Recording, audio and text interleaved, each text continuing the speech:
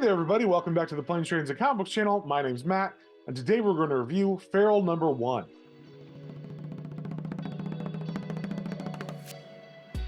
But before we get into that, if you guys wouldn't mind liking, sharing, subscribing, commenting, it really helps me out and lets me know what you guys want to see more of. So with that being said, let's get straight into it. All right, we got the cover here for Feral #1. It is an Image comic, and it is by Fleecs, Forstner, Rodriguez, and Simpson. And we start off with these two cats named Elise and Patches. They are in the back of this animal control truck, and they are concerned about their friend Lord, who's another animal inside of this truck. They're kind of confused because they're not sure why they were taken, but this is definitely a recent thing. They even talk about how their people were sad as they were getting taken away. And we cut to the drivers up front, and we see they're wearing hazmat suits, and they're talking about having more pickups along their route. So something is obviously going on. And just as they're coming around a turn, we see a fox that has something very wrong with its eyes in the middle of the road, and it makes the ambulance crash, which luckily for the cats ends up freeing them, and they all run out. But our main character, Elise, is distraught because she cannot find her friend Lord, who was also in the truck, and she is worried that they might have got injured during the crash. So as Elise and Patches are discussing that, they hear a noise in a tree, and they see one of the animal control guys because he landed there after he flew out of the truck. And his radio is saying something about following safety protocols and not to touch animals. So it seems that there's some kind of virus going on, but of course the cats don't understand that. And then Elise thinks that she sees her friend Lord, but it turns out that that's not her friend Lord. That is a raccoon that has the same affliction as the fox from earlier. Its eyes are red, it is foaming at the mouth,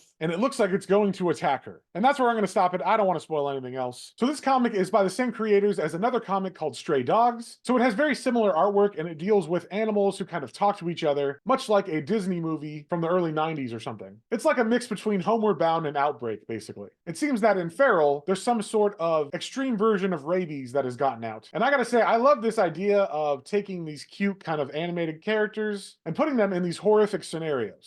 And just like Stray Dogs, I was right on board from the very beginning with this issue. I think the writing is just as strong, and the only difference is this time it's with cats instead of dogs. I think Fleecs does a good job of not fully giving away exactly what's going on, but letting the art tell you through like the drivers of the animal control truck wearing hazard suits that something obviously is wrong with at least these animals that they've captured. Now the art in this is just as good as it was in Stray Dogs. It's a little bit more bloody than Stray Dogs was, at least at the beginning, because that was more like inferred violence towards someone. You never actually saw too much blood on the page. But in this, right away, you get the driver and passenger of the animal control vehicle, and they're flying through the windshield, and there's blood everywhere when it lands. And of course, you have the animal violence, which wasn't really a thing in Stray Dogs as well, at least between each other. So this one is a little bit more graphic, I would say, but not extremely so. So overall, I really enjoyed this. I think it's a great start to the series. And if you like Stray Dogs, I think you'll definitely enjoy this one. The only thing you might not like is if you're very sensitive to the idea of like the pandemic or things like that. This idea of a contagion getting loose is kind of close to home with that scenario. So I'm going to give this book a 4.5 out of 5. I had a blast reading it. I thought it was really solid. And I think most people can just jump into this and not have any issues, especially if they like horror or even the novel concept of these cute animals